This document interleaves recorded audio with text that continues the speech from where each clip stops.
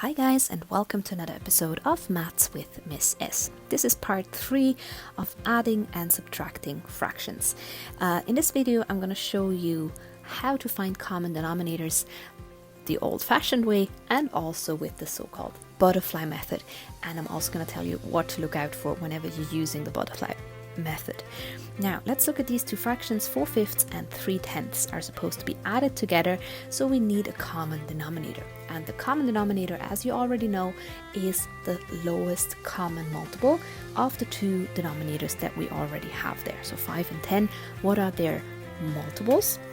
I'm going to write them down. You don't have to write them down every time, but think about what multiples they have in common and try to come up with the smallest one. Writing them down makes it easy to spot the smallest one because it's going to be in both of the lists. Now, if we look at these two lists now, there's actually several common multiples.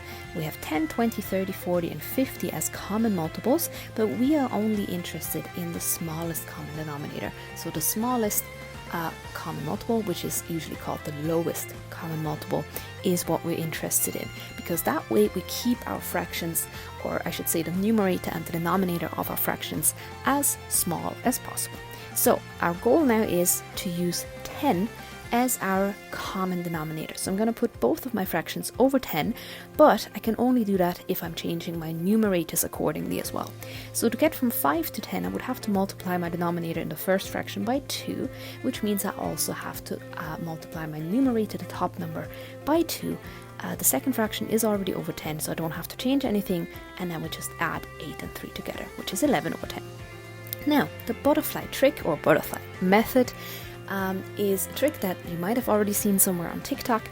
It works perfectly fine for any fractions.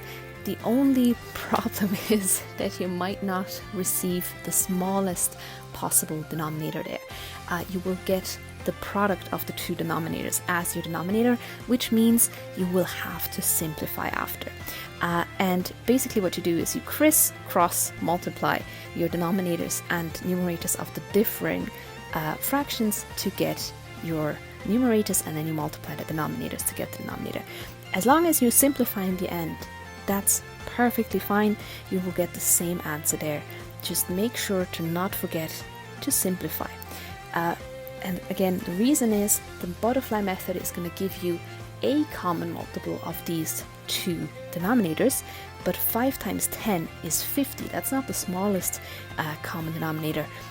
There is a smaller one, and it's 10.